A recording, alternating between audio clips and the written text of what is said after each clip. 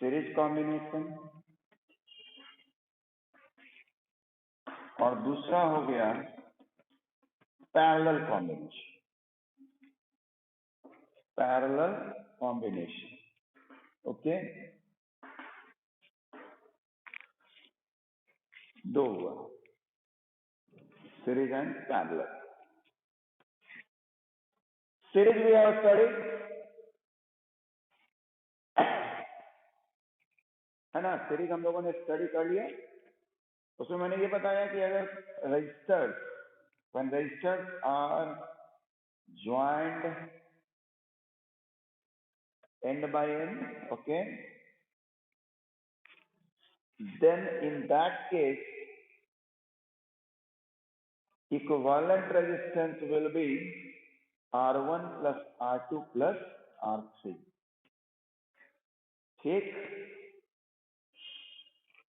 ठीक है मेरे बच्चे? ओके। और उसमें मैंने एक बात बताया, कॉन्सेप्ट ये रखना है ध्यान में, इन सीरीज कॉम्बिनेशन, इन ये सीरीज की बात करें, series combination, in series combination क्या कॉन्सेप्ट लगाया था हमने कि magnitude of current will be same, है ना, मैग्नीट्यूड ऑफ करंट है, मैग्नीट्यूड ऑफ करंट तो सेम होगा ना। हाँ, ऐसे ना बोलोगे।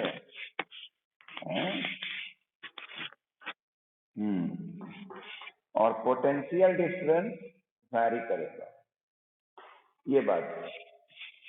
तो अब आइए, ये तो पहला लास्ट जो एंड हुआ था उसी से था। अब हम लोग नेक्स्ट देखेंगे, and that will be parallel combination. Okay, क्या होगा? Parallel. Let's see,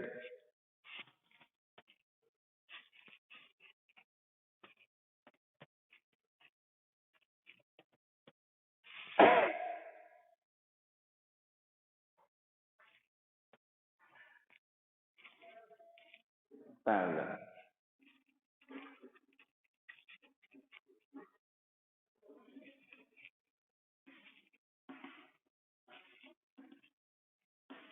parallel combination, इसमें क्या है मेरे बच्चे कि एक register, one register will not be connected to the other register। ये आप गांठ बांधिए कि एक रजिस्टर दूसरे रजिस्टर से नहीं बंधा हुआ, सब इंडिपेंडेंट हो, और सबको एक जगह हम लोग क्या करेंगे, उसका दो एंड होगा, एक तरफ के हर एक एंड को एक जगह जोड़ लेंगे और दूसरे सारे के दूसरे एंड को दूसरी तरफ जोड़ लेंगे, जिसको हम लोग कहते हैं जंक्शन। जैसे देखो, ये एक रजिस्टर हुआ, ये दूसरा रजिस्टर हुआ, ये तीसरा रजिस्टर, उसमें तो जोड़ न देते थे, एक दूसरे से जोड़ देते थे, ये उसमें जोड़ नहीं रहे। इसमें क्या कर रहे हैं, सबका इधर का जो एंड है एक जगह ज्वाइन कर दिया, और इधर वाला सबका एंड जो है एक जगह ज्वाइन कर दिया। ठीक है, कुछ बच्चा ये नहीं समझ ले कि ऐसे क्रॉस करना है, मिटा दिया मैं। ठीक, अब क्या होगा, इस एंड को यानी जंक्शन, दोनों जंक्शन को मैं क्या करूंगा, सेल से जोड़ दिया। This is parallel combination. अंतर समझ में आ गया होगा। अगर आप चेक करें तो हर एक रजिस्टर का एक एंड पॉजिटिव से जुड़ा है। जैसे देखो ये रजिस्टर है, इसका ये एंड चेक करें, ये देखिए जुटा हुआ है, बीच में कोई नहीं ना आया रजिस्टर, बीच में रजिस्टर कोई नहीं ना आया।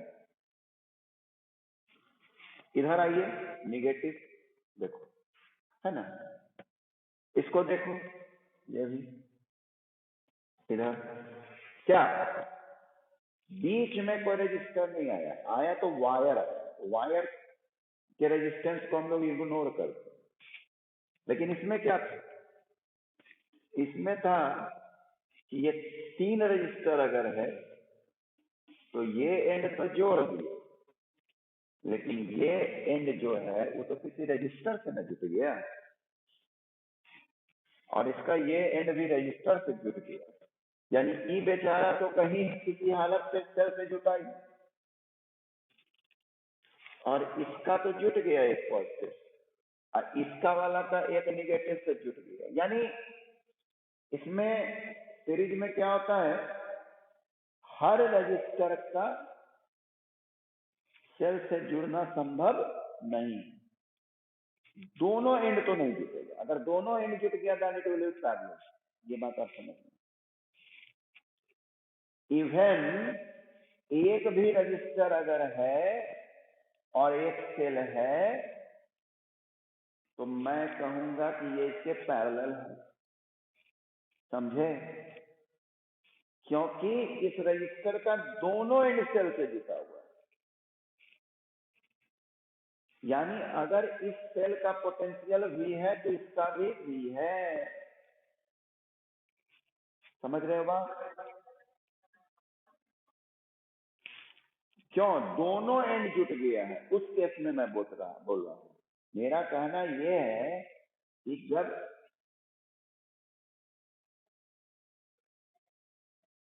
देखो पहला बात यहां है कि कॉम्बिनेशन वर्ड तो तब ना आएगा जब एक से अधिक हो, ठीक, तो मैं यहां आपको एक खाली इस बात पर जोर देना चाह रहा हूं कि रजिस्टर के यहां मैं इस बात को समझाना चाह रहा हूं कि इसका भी पोटेंशियल भी, क्योंकि ऐसे जुटा हुआ, इसका भी इसका भी, मैं इस बात पे जोर देना चाह रहा हूं कि पैरेलल के केस में रजिस्टर का दोनों एंड सेल के पॉजिटिव नेगेटिव से जुटा हुआ, समझ गए बात, ओके। और सीरीज में क्या होता है, सीरीज में अब जैसे अब समझाने के लिए ना आदमी तरीका लेता है, अब मान लिया कि ऐसे लिख दिए हम और ऐसे बना दिए, ऐसे बना दिए, तो अब कहने वाला तो ये कहेगा ये कौन सा आप बनाए हैं, है ना, ये क्या बनाए हैं। अगर मैं इसको फुल में बना दिया तो यहां के लिए मैं अगर पूछूंगा तो ये इसके क्या में है, सीरीज में। थोड़ी देर के लिए आप ये मान के चलिए ना कि एक बैटरी का भी अपना एक रेजिस्टेंस होगा, होगा ना, अरे बैटरी का भी तो कुछ रेजिस्टेंस होगा ना, होगा। तो इस केस में ये कौन सा कॉम्बिनेशन हुआ, अगर हम बैटरी के रेजिस्टेंस को भी ले लें तो कौन सा कॉम्बिनेशन हुआ, सीरीज, क्योंकि रजिस्टर का सिर्फ एक ही एंड जुटा हुआ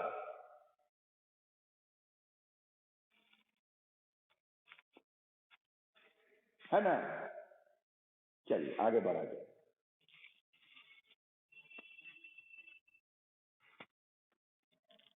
तो यहां अगर हम देखें ये चीज को, तो मेन ध्यान देना है कि ये करंट आई जा रहा है, तो ये करंट यहां क्या होगा, बंट जाएगा, ठीक, करंट क्या हो गया, बंट गया। और वोल्टेज क्या है, वोल्टेज क्या होता है, सेम, क्यों, क्योंकि रजिस्टर का दोनों एंड सेल से जुटा हुआ। यानी पैरेलल कॉम्बिनेशन की अगर मैं बात करूं तो पहला पॉइंट होगा, क्या होगा पहला point, magnitude of current will be different. ये किसकी आवाज है? वेरी गुड सुगन, आवाज एकदम बदली हुई है ऑन मोबाइल।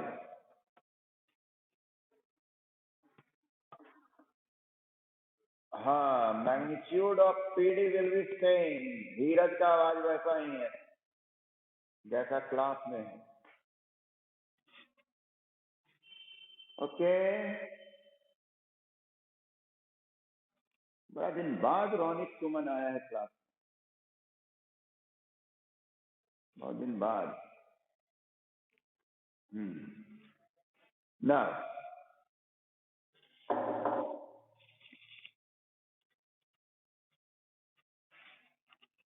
निमेश है क्लास में? निमेश मास्क पहन कर बैठा है। हो ठीक। तो हाँ, ये भाई गाना बंद कर दो। This is R1, this is R2 and this is R3। और पोटेंशियल मैंने कहा कि सबका भी ही होगा and current will be different, है ना? Current will be different. सीधी सी बात है कि ये तीनों को अगर मैं दिखाना चाहूंगा इक्विवेलेंट रजिस्टर के केस में, इक्विवेलेंट मतलब ये तीनों मिलके क्या दिखा रहा होगा वो हम समझना चाहें अगर, तो ओम्स लॉ क्या बोलता है बच्चा? V is equal to IR। इस टोटल को मैं इक्यू लिख देता हूं, समझे ना, इक्विवेलेंट। तो उसी तरह से यहां जो मेरा मेन कॉन्सेप्ट चलेगा, जैसे सीरीज कॉम्बिनेशन में याद करो स्टार्टिंग लाइन क्या था कि V is equal to V1 plus V2 plus V3, है ना? यहां हमारा स्टार्टिंग लाइन होगा I is equal to I1 plus I2 plus I3। ये बात याद रखिए, समझे? जो बटा उसी से शुरू कर रहे हैं हम लोग अपना टॉपिक। वहां पोटेंशियल बटा था, इसलिए स्टार्ट किए थे V is equal to V1 plus V2 plus V3। यहां कौन बटा? करंट बटा, है ना? बोलो भाई। हाँ ठीक। तो V is equal to I R A Q, तो I is equal to V by R A Q. हाँ, उसी तरह से V is equal to I1 R1, यानी I1 is equal to V by R1, V by R1। उसी तरह से V by R2, V by R3, है ना?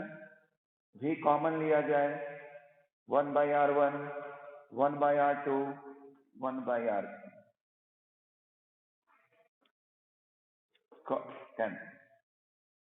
यानी कुल मिलाकर 1 by R Q is equal to 1 by R1 plus 1 by R2 plus 1 by R3। Okay, नीचे cut रहा है ना, नीचे कट गया। हाँ, भी कैंसिल तक तो दिखा, ये वाला स्टेप नहीं। यानी 1 by R Q is equal to 1 by R1 plus 1 by R2 plus 1 by R3। Okay, Anjali Kumari, Anjali कुमारी,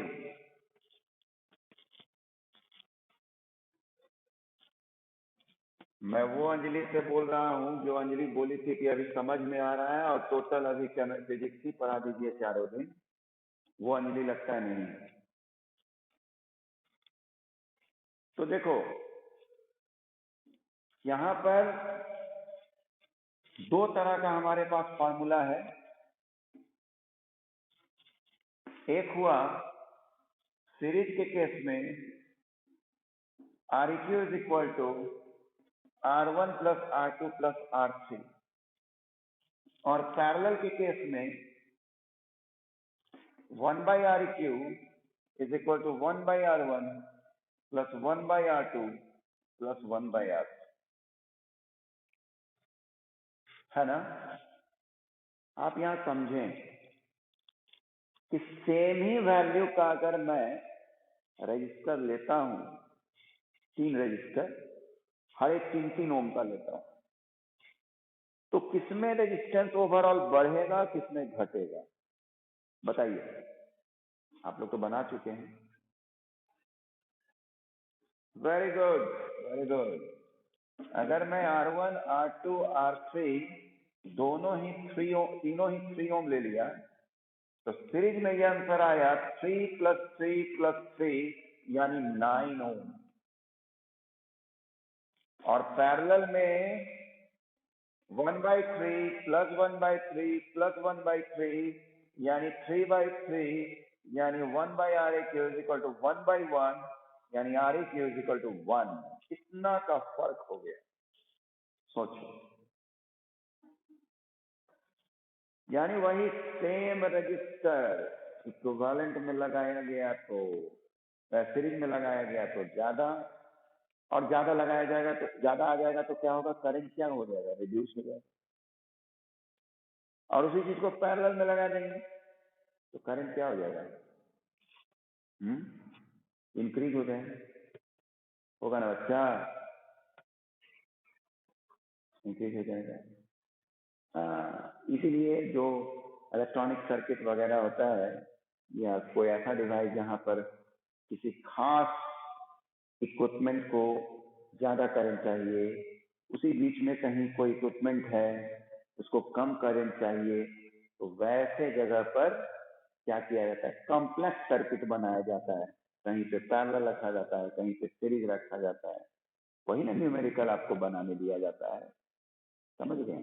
वही न्यूमेरिकल आपको दिया जाता है कि हमको डिजायर्ड अमाउंट ऑफ करेंट जितना चाहिए वो कैसे करें, वो आपको एक प्रैक्टिस कराया जाए।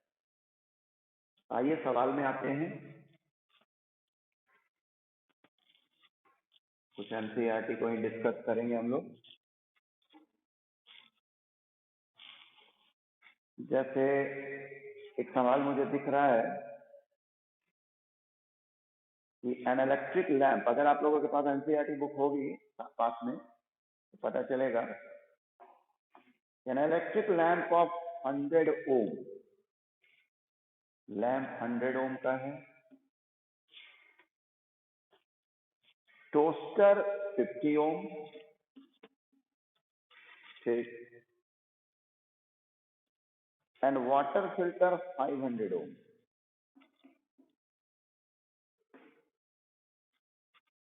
ठीक, are connected in a parallel to a 220 volt source, ठीक, ये है हमारे पास 220 वोल्ट सोर्स। ये सब पैरेलल में कनेक्टेड है। ऐसे भी घर में जो भी चीज हम लोग यूज कर रहे हैं, तो हमारा घर जानते ही हो कि घर में जो कॉम्बिनेशन होता है वो पैरेलल कॉम्बिनेशन कहता है। सुनना सवाल को, what is the resistance of an electric iron connected to the same source that takes as much current as all the 3 appliances।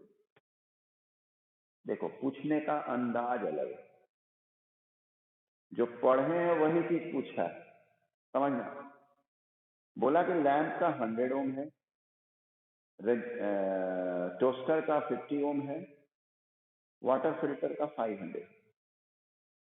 ये नहीं कह रहा है कि इक्विवेलेंट रेजिस्टेंस निकालिए।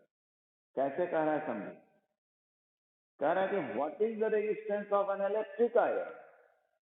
अब बच्चा इसी में कंफ्यूज हो जाता है कि चल, पहले कहानी शुरू किया लैंप से, टोस्टर से, वाटर फिल्टर, अब पूछने लगा रेजिस्टेंस किसका, आयरन का। समझ रहे हो बात?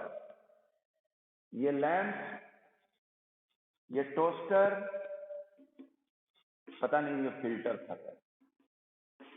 अब पूछा किसका रेजिस्टेंस? आयरन का। लिखता क्या है देख, what is the resistance of an electric iron connected to the same source? Source हमारा 220 का ही। करंट वो उतना ही ले रहा है, कौन? आयरन, जितना ये तीनों मिल के ले रहा है। बात समझ में आ रही है? तो आयरन अकेले उतना ही करंट ले रहा है जितना ये तीनों मिल के ले रहा है। इसका मतलब आयरन रेजिस्टेंस अकेले उतना ऑफर कर रहा है जितना ये तीनों मिलकर। कुछ भी, बस बस। तो इक्विवेलेंट रेजिस्टेंस डायरेक्ट नहीं पूछा, पूरा घुमा के, है ना? तो ठीक है, तो 1 by R cube is equal to 1 by R1 plus 1 by R2 plus 1 by R3। आज समीर नहीं है क्लास में,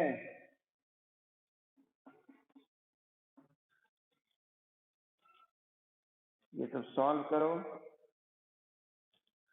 प्रत्युष भी लगता है नहीं है। अरे वेरी गुड, कौन बोली, कौन बोली? वेरी गुड सिद्धि। 5 plus 10 plus 1 यानी 16 by 500, यानी Req is equal to 500 by 16। यानी 31.25।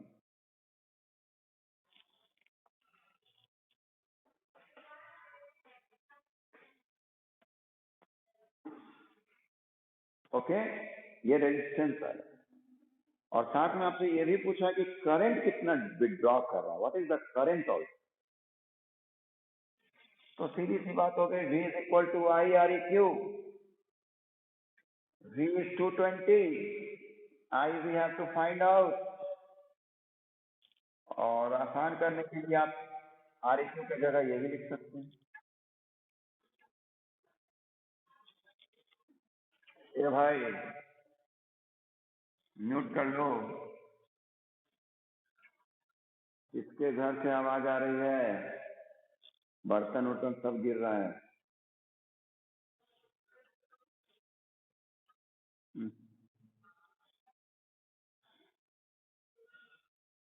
ठीक,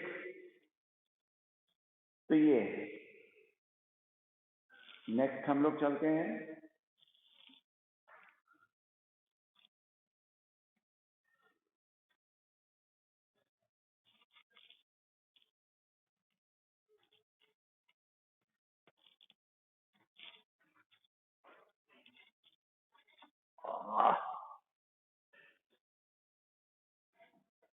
ओहो, निराला जी बड़ा देर में आए हैं।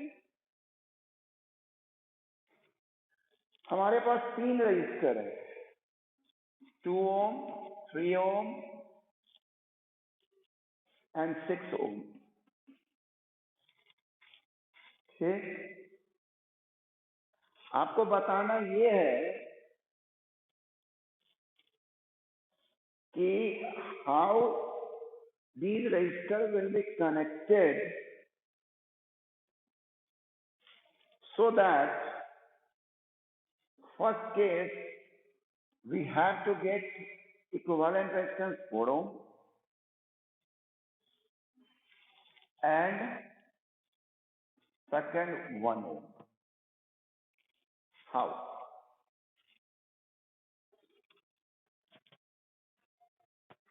Okay, you have to connect it.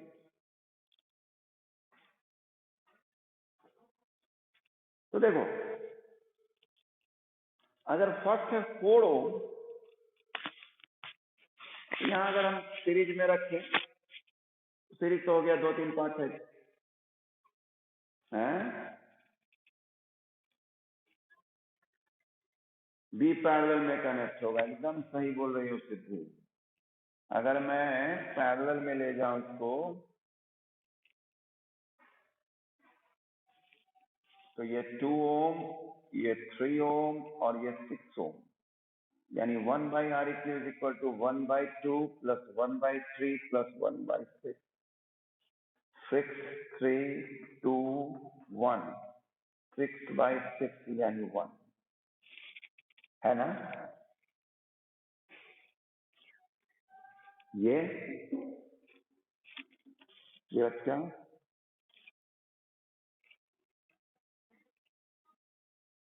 सही सही। ये 3 और 6 पैरेलल में होगा आपका, और ये दोनों कुल मिलाकर इससे सीरीज में हो जाएगा। जैसे चेक किया जाए, पहले पैरेलल को ऐड करके देखते हैं। 1/3 प्लस 1/6 यानी 6/2 3/6 यानी Req इज इक्वल टू 2 है ना। 2 हुआ, यानी ये दोनों रजिस्टर मिलकर 2 ओम शो कर रहा है। 2 ओम मिटा दिए, वहां पे मैं 2 ओम लिख दिया। अब ये दोनों सीरीज में है, 2 to 4, सही है। क्लियर।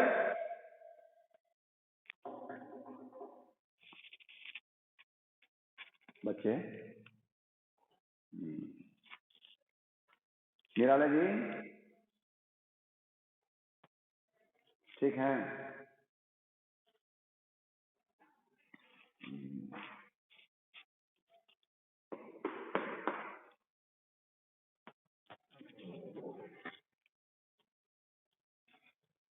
अब तो अगर स्कूल खुल गया तो मुलाकात होगी। ऐसे इतना तो डेफिनेट है कि एग्जाम डेट डिक्लेयर अगर हो गया, कम से कम 1 महीना तो जरूर ऐसा देगा कि ऑफलाइन क्लास हो। ये तो डेफिनेट है। ऐसा नहीं होगा कि ऑनलाइन देते देते ही निकल जाओगे, ऐसा नहीं होना चाहिए। ऐसा नहीं होगा मुझे लगता है, जैसे क्योंकि पिछला 10th भी गया था, अगर पिछला 10th भी तो कुछ दिन के लिए वो भी ऑफलाइन किया था, उसका फिर एक लहर आ गया। चलिए आगे बढ़ा जाए। ये तो आपका हो गया, ये सवाल 2 सवाल हो गया। Now we will in topic 7 we will discuss, and that is heating effect of electric current. Heating effect of electric current. ठीक, ये heating effect of electric current में पहले तो आप ये जान लें कि करंट के 3 इफेक्ट हम लोग देखते हैं। कौन कौन सा बता सकते हैं आप लोग?